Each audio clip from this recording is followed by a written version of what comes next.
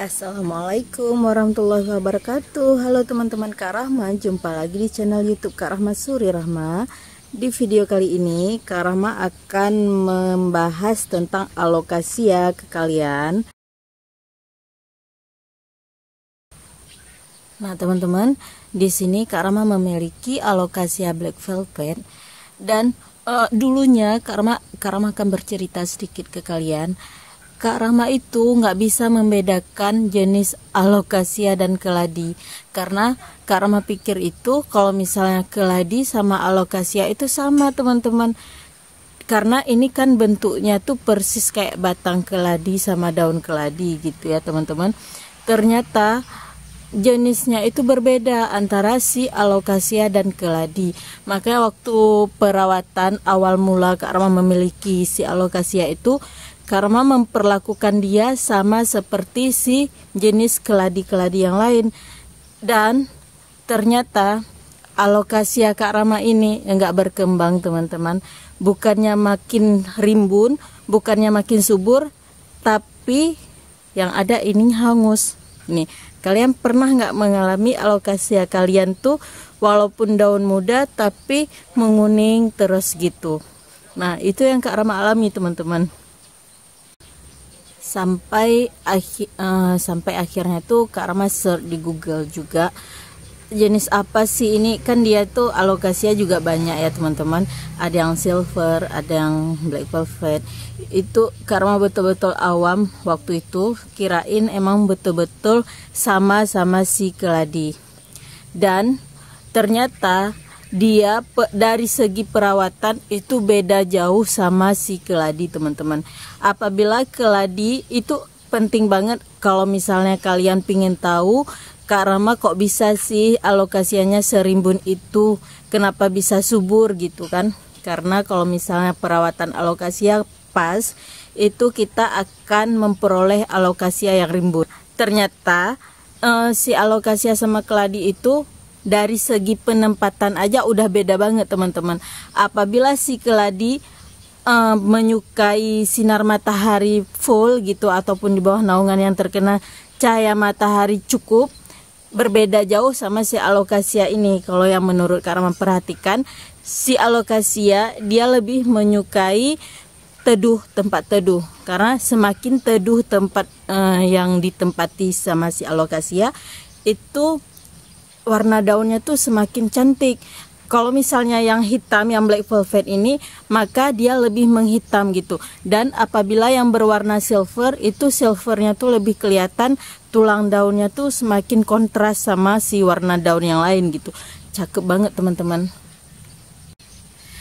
Jadi di sini yang harus kalian perhatikan adalah pertama itu penempatan si alokasianya. Jangan sekali-kali kalian tempatkan di tempat yang terkena cahaya matahari langsung, nanti bisa jadi daunnya tuh menguning. Ini berlaku untuk semua jenis alokasia ya, cuman Kak Rahma contohkan si black velvet ini aja.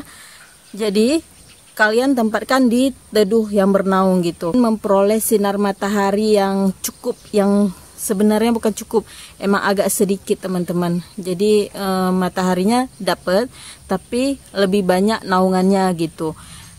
Kalau misalnya di ruangan bisa sih, bisa, tapi semua jenis tanaman itu juga perlu cahaya matahari, bukan?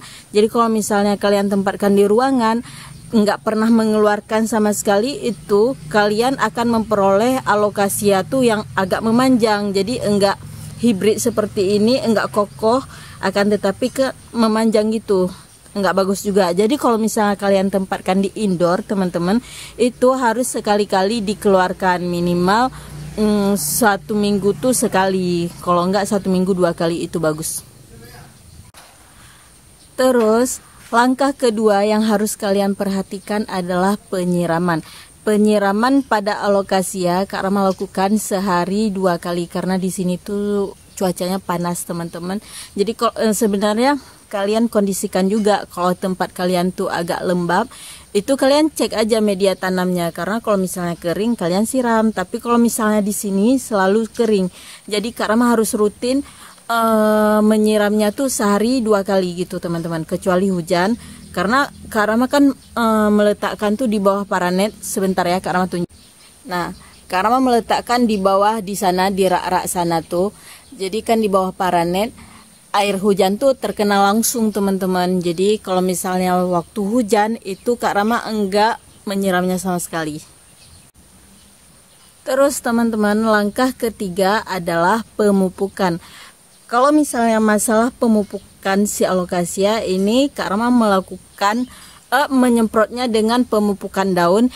Itu sama seperti Kak Rama memperlakukan pada si keladi. Kak Rama nggak pernah berani semprot di daun, karena itu bisa merusak si daun.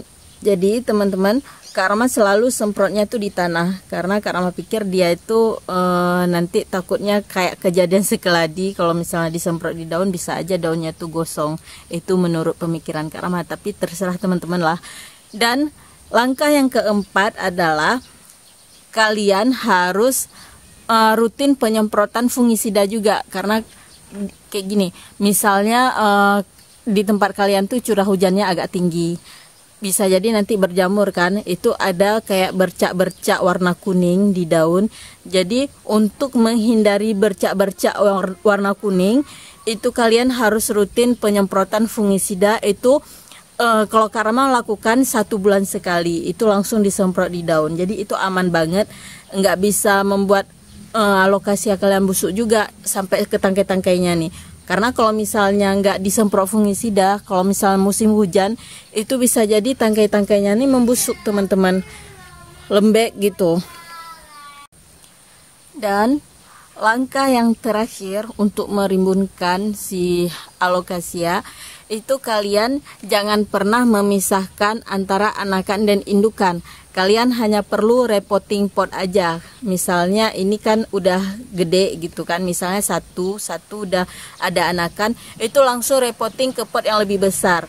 Dan begitulah seterusnya sampai betul-betul rimbun banget. Karena kalau misalnya kalian pisah-pisah, itu nggak bakal rimbun juga kan alokasia kalian.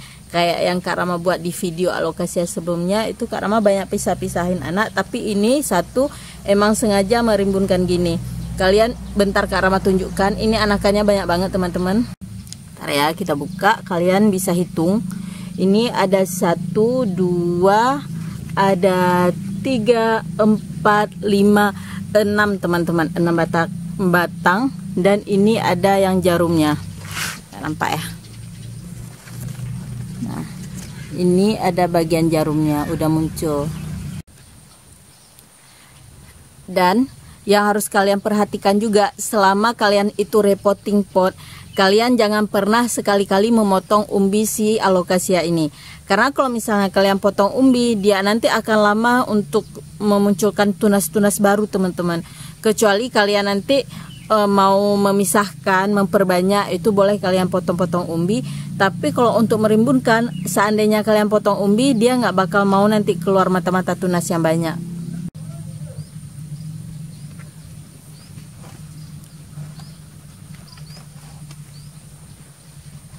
Begitulah teman-teman tips dari Kak Rama untuk merimbunkan si alokasia. Semoga bermanfaat ya teman-teman. Assalamualaikum warahmatullahi wabarakatuh. See you, bye-bye.